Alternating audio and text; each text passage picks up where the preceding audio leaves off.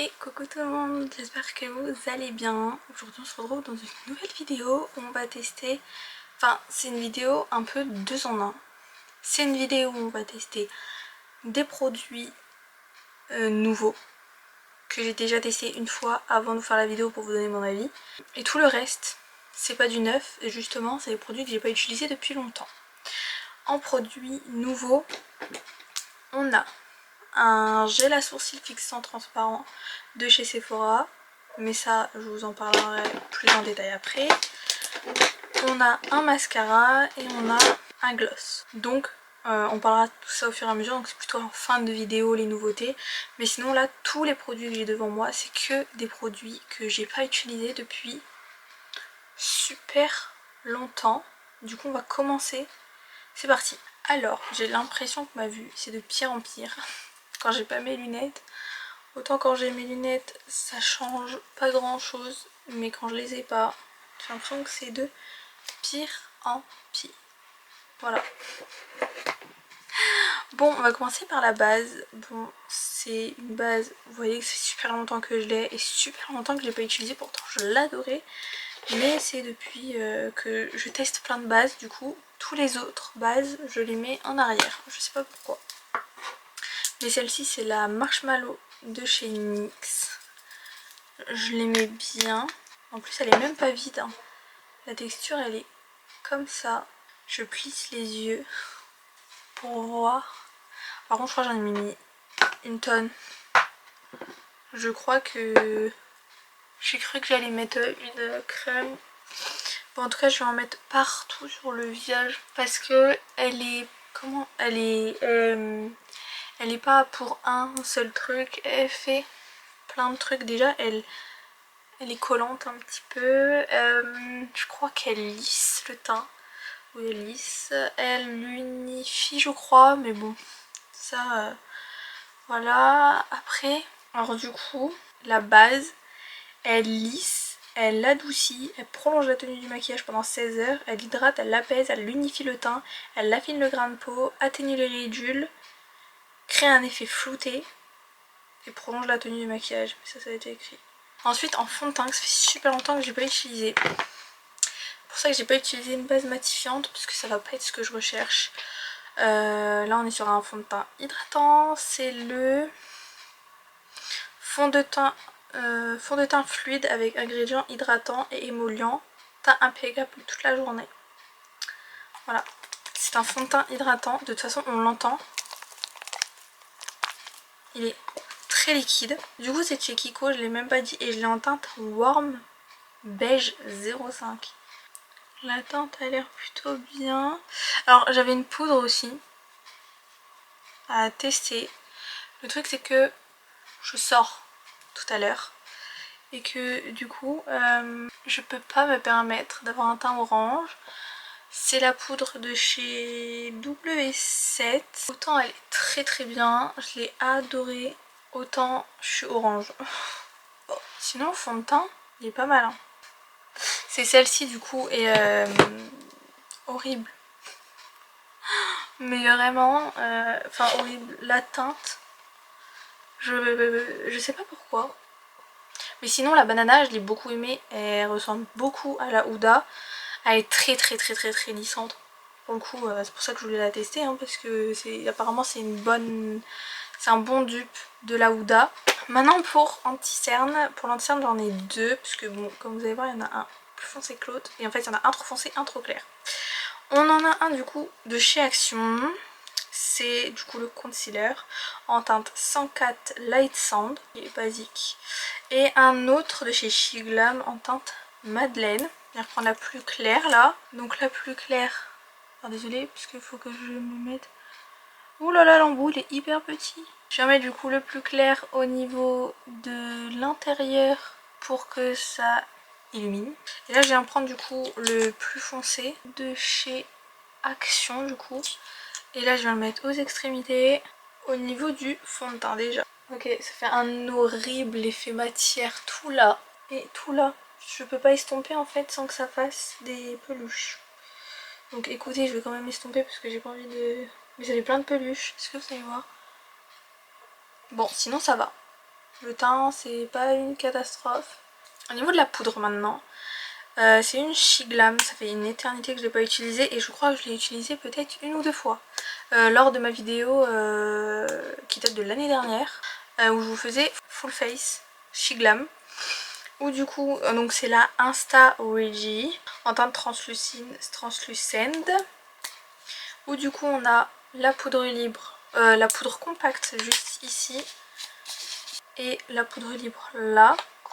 Je pense venir utiliser la poudre compacte au contour des yeux et je viendrai repasser après avec la poudre libre. Je viens prendre une houppette.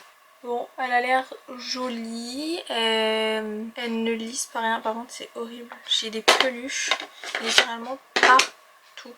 Je viens passer un gros pinceau pour être sûre que j'ai... déjà pour enlever tout le surplus de poudre. En tout cas, elle a l'air jolie la poudre. La poudre est très très belle hein, par contre. Ça, il n'y a pas de doute. Par contre, la base, il n'y a pas de doute aussi. J'en ai mis 3 tonnes et du coup, ça peluche de partout. Du coup, il faudra que je fasse attention pour la prochaine fois. Je vais venir mettre mes lunettes, voir si... Il n'y a pas l'air d'avoir de retour flashback. Est-ce que ça se voit qu'au montage? Peut-être bien.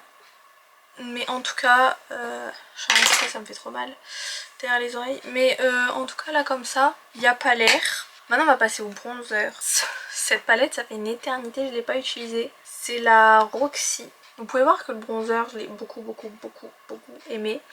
Je vais peut-être pas essayer celui-là parce que... On va essayer.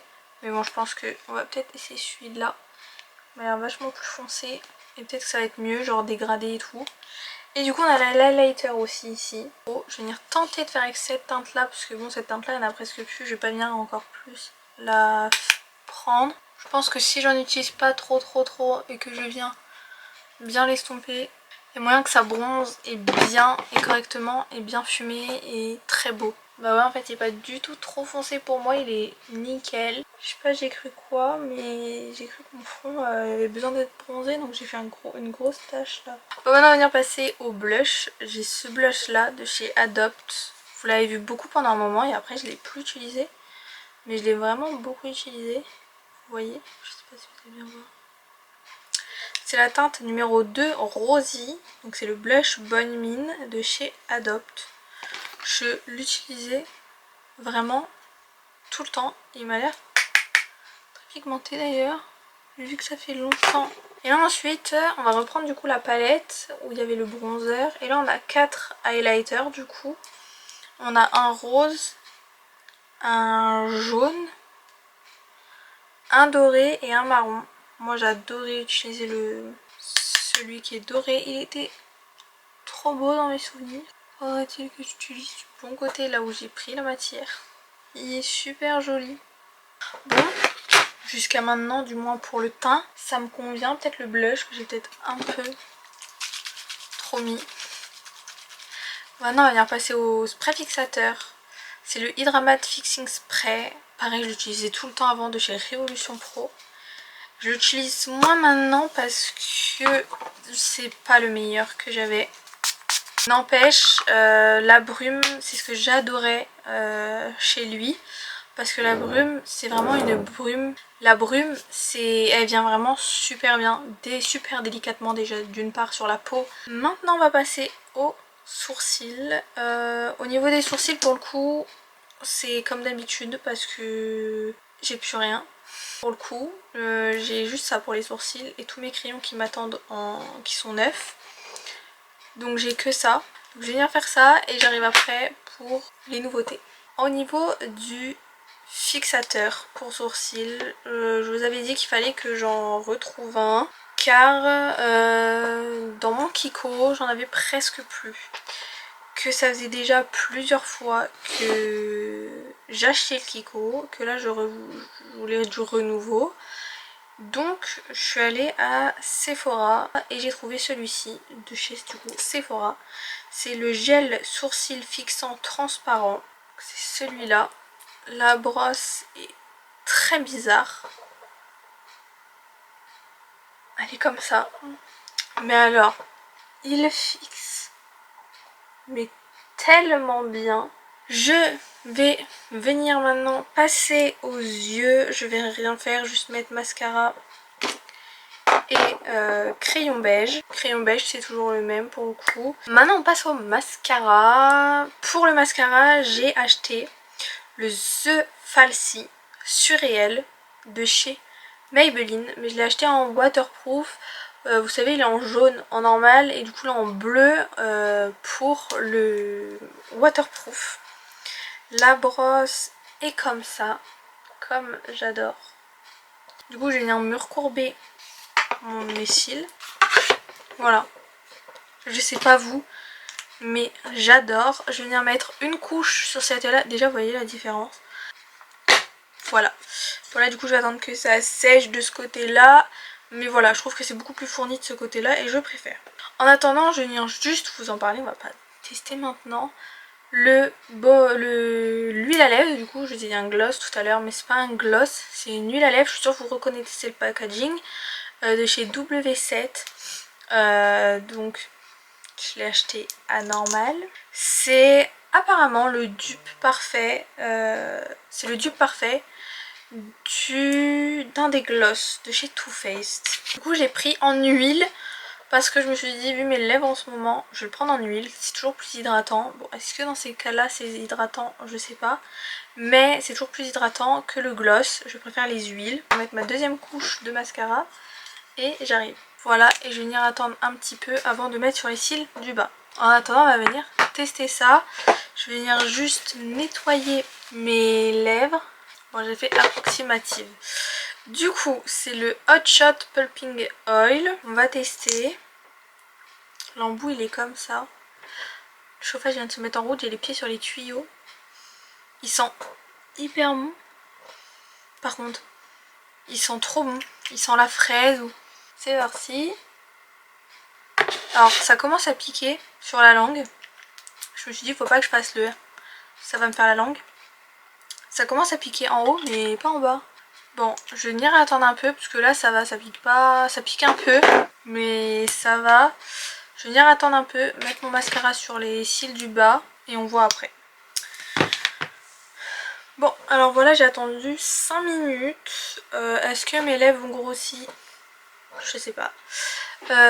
Est-ce que ça pique du feu de Dieu? Non, je dirais pas non plus que ça pique non plus à la mort. Ça pique, mais ça pique pas beaucoup quoi. Mais en tout cas, l'huile à lèvres en elle-même, j'aime beaucoup le rendu.